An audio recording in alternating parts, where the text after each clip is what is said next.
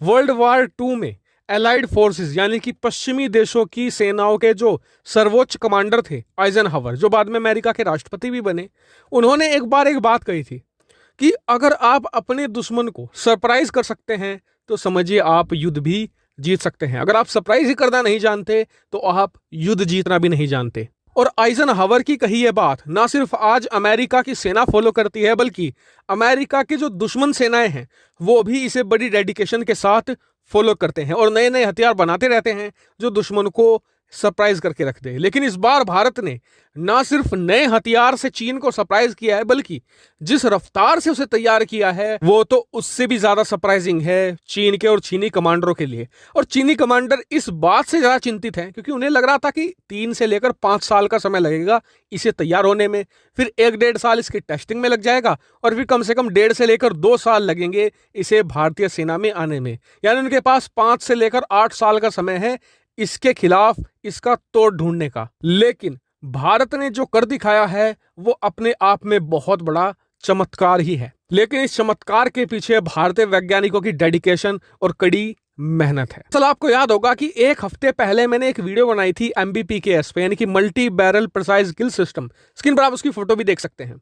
मैंने बताया था कि भारत आज की तारीख में इस तरीके के हथियार बना रहा है जो आसानी से लद्दाख के जो पहाड़ी रीजन है वहां पर ले जाया जा सके। और इतना ही नहीं, अगर जरूरत पड़ती है तो चीन के अंदर यानी कि डीप हिमालय में भी उनकी तैनाती की जा सके और चीन पर करारा प्रहार किया जा सके। लेकिन भारत के सामने अब दिक्कत यह आ रही है कि जो MBPKS है, ये अगर आपको किसी सेना की टुकड़ी को खत्म करना है या कुछ टैंक है उन्हें खत्म करना है तो उसके लिए ठीक है।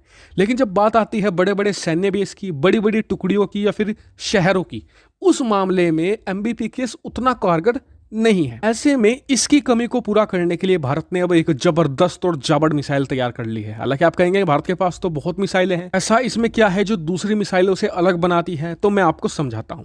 सबसे पहले भारत ने जो नई मिसाइल तैयार करी है ना, इसकी खासियत यह है कि इसे 6x6 ट्रक पर माउंट किया जा सकता है।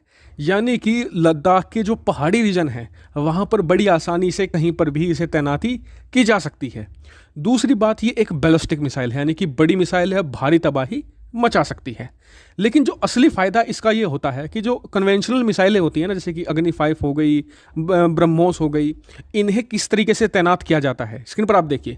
इस तरीके से अंडरग्राउंड इन्हें तैनात किया जाता है और जो इनके ऊपर से टॉप ऐसा दिखता है, ऐसे में सैटेलाइट से इन्हें इंटरसेप्ट किया जा सकता है और युद्ध के समय में इस तरीके की जो मिसाइल बेस है इन्हें आसानी से निशाना बनाया जा सकता है। हम ये भी मान लें कि चीन हमारी मिसाइल बेस को नहीं निशाना बना सकता, तो फिर भी वो हमारी मिसाइलों की लोकेशन से और रेंज से ये पता लगा सकता है कि उनके पोटेंशियल टारगेट है क्या। ऐसे में उन्हें न्यूट्रलाइज किया जा सकता है। लेकिन हमारी नई मिसाइल के साथ ऐसा नहीं है, क्योंकि ये ट्रक पर तैनात है तो इसे आप कहीं भी ट्रांसपोर्ट करके ले जा सकते हो।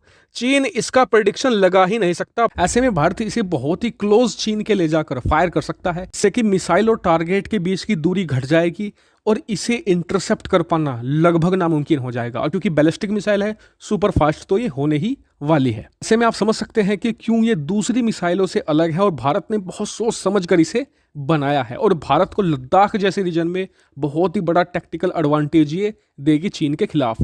दूसरी सबसे अहम बात देखिए ये है, जो भारत ने इसे बनाने की रफ्तार रखी है ना, वो एक्सेप्शनल है। क्यों?